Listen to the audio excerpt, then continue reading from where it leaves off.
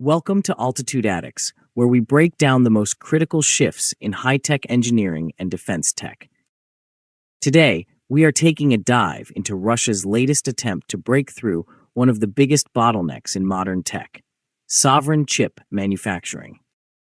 We will explore how a newly tested domestic electron beam system claims to speed up silicon wafer processing by a factor of 3,000, why a tiny component measuring just 1.5 nanometers changes the entire equation, and the massive engineering hurdles that still stand in the way. Stick around and watch till the end to see if this lab breakthrough can actually transform into a real industrial machine. The unveiling of a multi-beam electron lithography project developed by a domestic startup has provided another technological boost to Russia's efforts to fortify its semiconductor industry. The National Technology Initiative, or NTI, has provided support for the concept, which aims to shorten the time greatly required for one of the most time-consuming phases of semiconductor manufacturing by substituting conventional single-beam electron lithography with a revolutionary multi-beam system.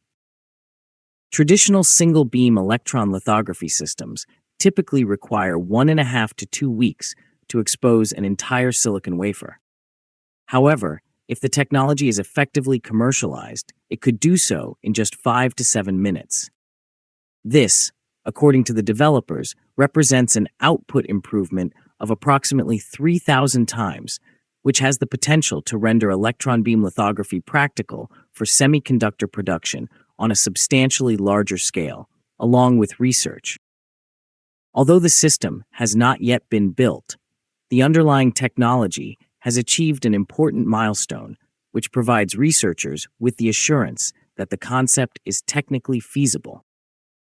Now, the real secret behind this entire multi-cathode setup comes down to a clever architecture shift. The conventional method of electron beam lithography is based on a single electron source that sequentially scans the wafer, writing circuit patterns one point at a time. Despite its exceptional precision, this method is notoriously slow, rendering it unsuitable for bulk manufacturing, despite its accuracy. Russia's design adopts an alternative approach. Russian researchers have created a single substrate with multiple independent electron emitters, allowing for parallel exposure instead of using a complex optical system to split a single beam. The wafer can be exposed in parallel rather than sequentially, as each emitter generates its own beam simultaneously. Putting a bunch of tiny emitters on one board sounds great on paper, but getting them to fire evenly without frying the chip is a whole different beast. This architecture has the potential to reduce equipment costs and reduce system complexity by considerably lowering infrastructure requirements. The design has the potential to improve reliability and simplify maintenance in comparison to conventional methods by eliminating the necessity for intricate beam-splitting optics. According to project leader Evgeny Gevorgizov, the team has already manufactured and successfully tested the multi-cathode, achieving a tip radius of only 1.5 to 2 nanometers. The precision necessary for advanced semiconductor fabrication is facilitated by the generation of highly focused electron beams, which is facilitated by an extremely fine radius. The researchers describe this as one of the best results achieved globally for this type of electron source. While the research phase is now complete, the real engineering challenges lie right ahead of them. Here at Altitude Addicts, we closely track these hardware transitions, and up next, we are going to look at the exact timeline for building a full physical prototype, so do not leave just yet. The developers emphasize that the project is still in the research phase, despite the enthusiasm that has surrounded the announcement, and it is not yet a fully functional industrial machine. The recently completed work represents the scientific research phase, validating the key technological concept behind the multi-cathode. The subsequent milestone will be an experimental engineering development program, which will involve the design, assembly, and testing of a fully functional lithography machine in conjunction with the new electron source. The team estimates that the first full prototype could be completed within approximately 3 years, assuming continued funding and successful engineering development. This implies that commercial production is still several years away. However, the fundamental technology's successful testing eliminates one of the project's most significant scientific uncertainties. That brings us to how this platform can support multiple technology nodes across different production standards. Flexibility is a noteworthy characteristic of the proposed lithography platform. The developers are of the opinion that the system has the potential to facilitate semiconductor production across a wide range of manufacturing technologies. This includes mature 350 nanometer processes that are commonly used in industrial electronics, automotive systems, and power management chips, as well as future processes that are measured in just a few nanometers. It is noteworthy that the project's creators contend that the electron source will not serve as a constraint on the ultimate manufacturing resolution.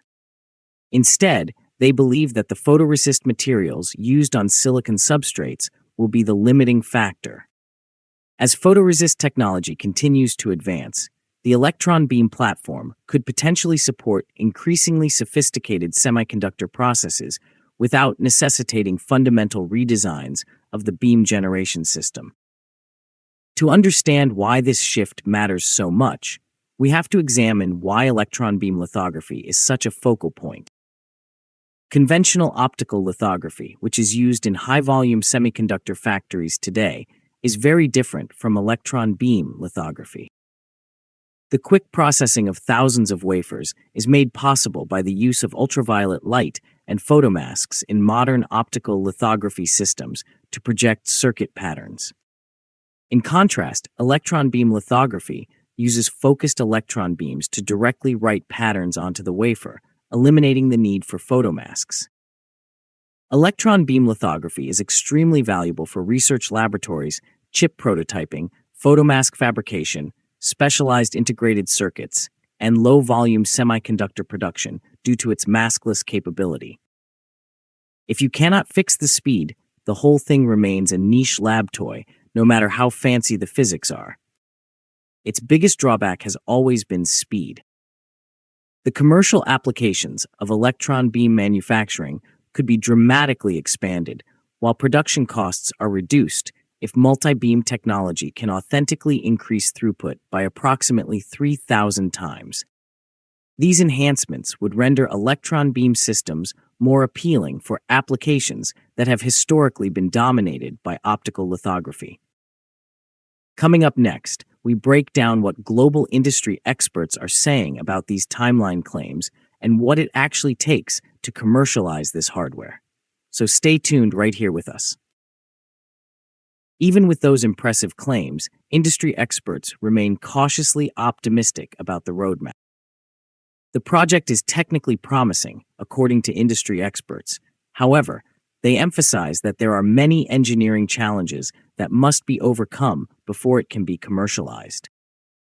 The successful implementation of the multi-cathode architecture, according to experts from the National Technology Initiative, has the potential to considerably accelerate wafer exposure and reduce manufacturing costs. Simultaneously, engineering professionals warn that the Russian system will be forced to compete against increasingly sophisticated international solutions by the time it reaches production, as global semiconductor technology continues to advance at a rapid pace. Here on Altitude Addicts, we know that moving from a working lab component to a full-scale factory line is where most tech projects hit a wall. Years of engineering refinement, precision manufacturing, software development, calibration, and reliability testing are necessary to convert an innovative laboratory concept into dependable industrial equipment. One of the most challenging obstacles in the development of semiconductor equipment is the scale from a successful component to a complete lithography platform. We thank the people who have liked and shared the videos and subscribed to the channel. We also thank the people who have hyped the videos.